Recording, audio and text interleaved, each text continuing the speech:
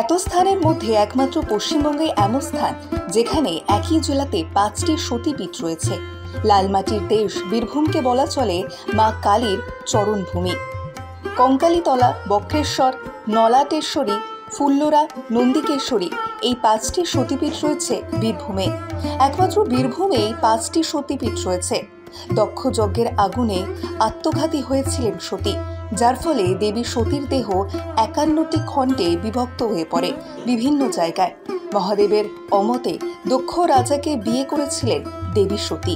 রেগে গিয়ে প্রতিশোধ নেওয়ার জন্য একটি যজ্ঞের আয়োজন করেছিলেন দক্ষ রাজা। যে যজ্ঞের আগুনে আত্মঘাতী হন সতী, সেই ক্রোধে উন্মত্ত হয়ে ওঠেন দেবাদিদেব। তার এই প্রলয় নৃত্য দেখে ভয় পেয়ে যান সকলে।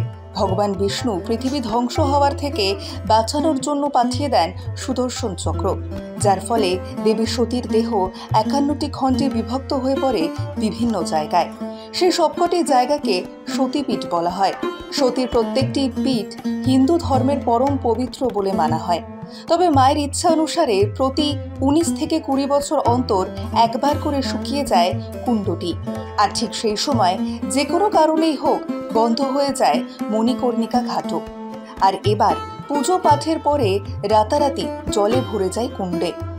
51 সতীপীঠের অন্যতম বীরভূমের বক্রেশ্বর। ঋষি অষ্টবক্র মুনির নাম অনুসারে এই জায়গার নাম হয় বক্রেশ্বর। সতীর 2 ভ্রু মধ্যস্থল অর্থাৎ মন পড়েছিল এখানে। মা এখানে মহিষমর্দিনী দুর্গারূপে পূজিত হন। তার প্রতি বছর এখানে ধুমধাম করে দুর্গা পুজোর আয়োজন করা হয়। পুরাণ অনুযায়ী একদিন কোহলি মুনি বেদ পাঠ করেছিলেন। ঠিক সেই সময় তার সামনে বসে পাঠ শুনেছিলেন তার সন্তান সম্ভবা স্ত্রী গার্গী। সেই সময় হঠাৎই গার্গীর গর্ভের সন্তান পেটের ভেতর থেকে মুনির বেদ পাঠে ভুল ধরেন এবং তাতেই রেগে গিয়ে স্ত্রীর গর্ভের সন্তানকে অভিশাপ দেন তিনি। এরপর গার্গী সন্তান প্রসব করলে তার 8 অঙ্গ বাঁকা হয়। সেই সন্তানই পরে হয় অষ্টবক্র মুনি। এই অষ্টবক্র মুনি এই জায়গায় হাজার হাজার বছর তপস্যা করে মহাদেবের দর্শন পেয়েছিলেন। মহাদেবের নির্দেশ মতো আর জায়গায় মাটি খুঁড়ে শরীর লেপন করে এবং দিব্যাঙ্গ রূপ পান অষ্টবক্র মুনি। সেই থেকেই এই জায়গার নাম বক্রেশ্বর। আজও বক্রেশ্বরে 8টি কুণ্ড আছে, যেখানে সারা বছর চলে উষ্ণ প্রস্রবণ। বিশ্বাস করা হয় সেখানে স্নান করলে মুক্তি মেলে নানা রোগ থেকে। আজ আমাদের প্রতিনিধিরা সেই বক্রেশ্বর মন্দিরে পৌঁছে গিয়েছিল, আর সেখানেও পুরোহিতদের কাছে নানা ঋষি মুনির ঋষি থেকে শুরু করে পৌরাণিক কালের ঘটনা তুলে ধরেছেন তারা। শুনুন, বক্রেশ্বর হচ্ছে বহু প্রাচীন ধাম এবং গুপ্ত কাশী।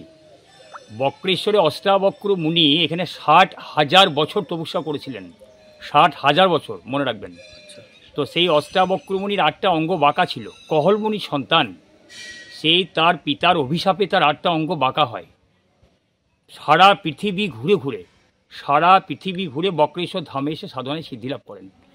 কী করে মাংসপিণ্ড রূপে জন্ম হয়েছিল, পিতাও কেনই বা অভিশাপ দিয়েছিল, ওই অষ্টাবক্র মুনি যখন মাতৃগর্ভ অবস্থায় ছিলেন তখন তার বাবা বেদপাঠ করছিলেন। সেই বেদপাঠে তার কোনো জায়গায় হয়তো ভুল হয়েছিল। সেই মাতৃগর্ভ অবস্থা থেকেই সেই বেদপাঠে উনি ভুল ধরেছিলেন।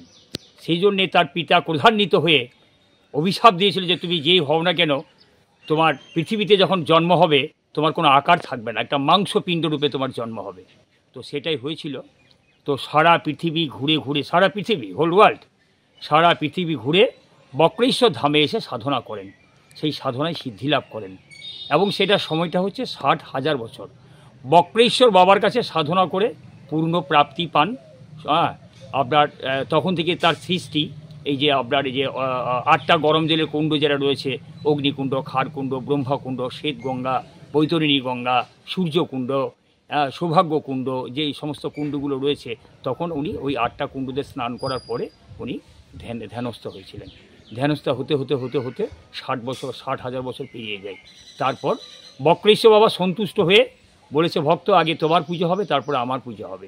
সেই জন্যই বক্রেশ্বরে ভক্তের পুজো আগে হয়, ভগবানের পুজো পরে হয়। অপরদিকে রয়েছে আপনার মহাপীঠস্থান, মায়ের 2টো ভ্রুর মাঝখানটা পড়েছে ত্রিনয়ন মনপাত দেবী মহিষাসুরমর্দিনী দুর্গা মায়ের নাম। মায়ের মন্ত্র পূজিত হয়েছে। যে আমরা চোখ মুজলে যেটা সারা পৃথিবী দেখতে পাই, সেই জায়গাটা এখানে পতিত হয়েছে। তার পাশে রয়েছে আপনার এখানে দুর্গা পুজোর সময় বিশেষ পুজো হয়, সপ্তমী, অষ্টমী, নবমী, দশমী। নবমীতে প্রায় 5-6 হাজার লোককে মায়ের প্রসাদ খাওয়ানো হয় বিনা পয়সায়, কোনো পয়সা লাগে না। মহা সমারোহে মায়ের পুজো হয়। ফাল্গুন মাসে শিবরাত্রিতে শিবের উপলক্ষে মেলাটা হয়। ক্ষেত্রপাল বটুকনাথ ভৈরব রয়েছেন। তাছাড়া বহু প্রাচীন তীর্থ তো এখানে প্রায় আপনার প্রায় 500 মতো শিব মন্দির রয়েছে। এখন অনেক ভগ্নপ্রায় হয়ে গেছে, আপনারা হয়তো দেখতে পাবেন যে ভগ্নপ্রায় হয়ে গেছে। একটা অক্ষয় বটবৃক্ষ রয়েছে, কয়েক হাজার বছরের গাছ। সেই গাছটার আপনার মূল যে কোনটা আজও আমরা বুঝতে পারিনি, এবং অনেক বৈজ্ঞানিকরা এসেছেন তারাও বুঝতে পারেনি যে এটা মূল কোনটা। সমস্ত আপনার ডালপালা বেরিয়ে বহু শিবের মন্দিরকে আঁকড়ে ধরে বহু শিব মন্দির ধ্বংস হয়ে গেছে, সেই শিকড় বাকড় রয়েছে। বহু মন্দিরকে এখনও পর্যন্ত ধরে রয়েছে। এই সমস্ত বিষয়গুলো রয়েছে। ভবতারিণী মন্দির রয়েছে, মানগিরি বাবা রয়েছে, কাটা হরবর্তী যে কালাপাহাড় তখনকার হিন্দুদের দেবদেবী যখন ধ্বংস করেছিল, সেই তখনকার মূর্তি, কৌষ্টিক পাথরের মূর্তি আমাদের এখানে মায়ের কাছে পূজিত হচ্ছেন। হর এবং পার্বতী দেখবেন যে আপনারা যদি দেখতে পান, দেখবেন যে ওটা আপনার ধ্বংস, হাত পা সমস্ত কাটা রয়েছে। তারপর আপনার বহু আপনার এখানে তান্ত্রিক মতে এই যে বহু সাধক এখানে এসে ধ্যান ধারণা করেন রাত্রিবেলায়। কেউ বুঝতেও পারে না, কেউ জানতেও পারে না। পঞ্চমুণ্ডী আসন রয়েছে। আমরা সকালে এসে দেখছি যে এখানে কোনো একটা কাজ হয়েছে, আমরা মন্দিরে এসে দেখতে পাই। এবং অলৌকিক তার ঘটনা আমরা বহু ক্ষেত্র আমরা দেখতে পেয়েছি যে অলৌকিক ঘটনা ঘটছে মন্দিরের মধ্যে। বহু সাধু, বহু সন্ন্যাসী এখানে খাঁকি বাবা বলে এক বিরাট সাধক ছিলেন, উনি মায়ের মূর্তিটা প্রতিষ্ঠা করেছিলেন। অপরদিকে বামাখে বা বক্রেশ্বরে এসে সাধনা করেছিলেন মুনি ঋষিরা। এখানে আপনার তৈলঙ্গ স্বামী এসেছিলেন, সমস্ত আপনার লোকনাথ বাবা এসেছিলেন বক্রেশ্বর ধামে। ওনারা এসে ধর্মপ্রচার করে গেছেন, এখানে ধ্যান ধারণা করে গেছেন। বক্রেশ্বর গুপ্ত কাশী তো, যার জন্য আপনি দেখবেন যে বক্রেশ্বরটা যে খুব একটা প্রচারের মাধ্যমে আছে, আলোয় আছে, অন্যান্য তীর্থস্থানের মতো বক্রেশ্বর এত প্রচারের মধ্যে নেই। গুপ্ত কাশী বাবা বলছেন যে আমি গুপ্ত অবস্থাতেই থাকতে চাই। বাবার প্রতিদিন ভোগ হয়, বাবার এখানে পরমান্নের ভোগটা হয়, পায়েসের ভোগটা হয়। আর এখন আমরা লক্ষ্য করে দেখছি যে প্রায় দিন ভক্তরা এখানে ভান্ডারা দিচ্ছে। সেই ভান্ডারগুলো প্রায় দিনই হচ্ছে এবং ভক্তরা সবাই এখানে সেবা করছে। শ্রাবণ মাসে ধরুন কোনো মাসে 4টে সোমবার পড়ে, কোনো মাসে 5টা সোমবার পড়ে।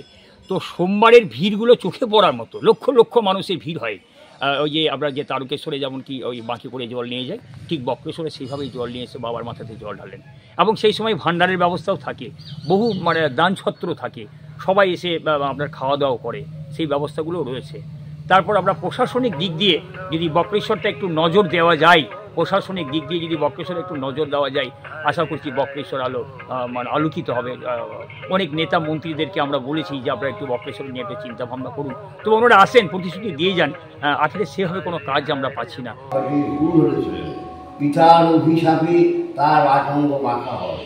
সেই অষ্টাবক্র মুনি এই জায়গায় তপস্যায় সাধনায় সিদ্ধি লাভ করেছিলেন এবং শিবত্ব প্রাপ্ত হয়েছিলেন। বক্রেশ্বর বাবা আছেন নিচে, উপরে আছেন অষ্টাবক্র মুনি। ভক্তকে বড় করে বাবা এখানে নিচে ছোট হয়ে গেছেন। আর এখানে সতীপীঠ, মায়ের এখানে 3 নয়নটা পড়েছিল, 2টো গুরুর মাঝখানটা। দেবী মহিষমর্দিনী মায়ের নাম। আর পীঠস্থান যেখানেই আছে সেইখানে ভৈরব আছে, মায়ের পাশে ভৈরব। এখানে ভৈরবের নাম হলো বটুক ভৈরব। কাশীতে যেমন কাল ভৈরব, তেমনি বক্রেশ্বরের বটুক ভৈরব। এই হলো বক্রেশ্বর।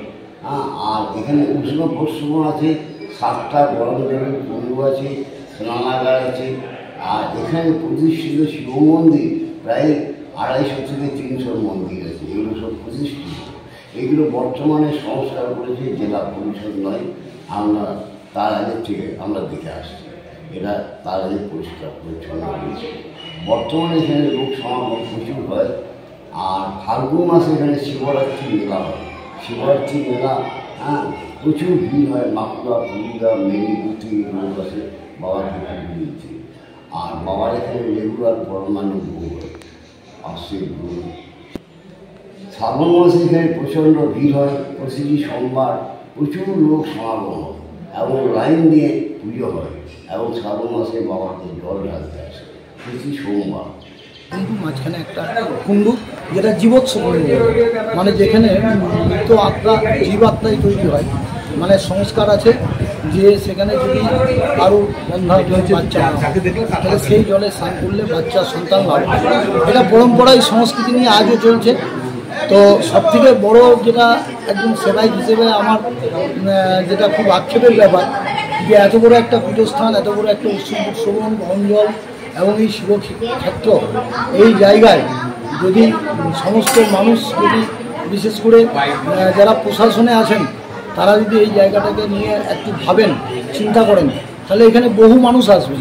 কিছু মানুষ তো থেকেই যায় যারা শুধু নিজেদের কথাটাই চিন্তা করে, কিন্তু আমরা যারা সেবায়িত আছি গ্রামের অনেক মানুষ আছেন যারা চিন্তা করেন যে না বক্রেশ্বরের কী করে উন্নয়ন, বক্রেশ্বর উন্নয়ন, বক্রেশ্বরের মানুষ সর্বস্তরের মানুষ বেঁচে থাকবে। এবং সবথেকে বড় কথা যে আমাদের হিন্দুদের এত বড় একটা পীঠ, তো সেই পীঠের মর্যাদা সারা পশ্চিমবাংলা এবং সারা ভারত ছড়িয়ে পড়বে, এটা হচ্ছে আমাদের চরম আশা। আর একটা কথা কি, তারাপীঠে মা রয়েছেন, মা আছেন, বামদেব খ্যাত তারাপীঠ। কিন্তু দেখেছি বেশ কিছু মানুষের একটা প্রবণতা, এটা মায়ের ইচ্ছা কিনা জানি না, আধ্যাত্মিকতাবাদের জন্যই যান যে সকলেই গিয়ে যে তারাপীঠে মাকে পুজো দিতে, কিন্তু এই যে ব্যাপার, তো এটা যদি বক্রেশ্বরে একদিকে শৈবপীঠ শাক্তপীঠ পীঠস্থান মা রয়েছেন, বক্রেশ্বরে আসার জন্য যদি সরকারিভাবে আগ্রহ করা হয় তাহলে মনে হয় ভালো হবে। এটা আমার ব্যক্তিগত ইচ্ছা।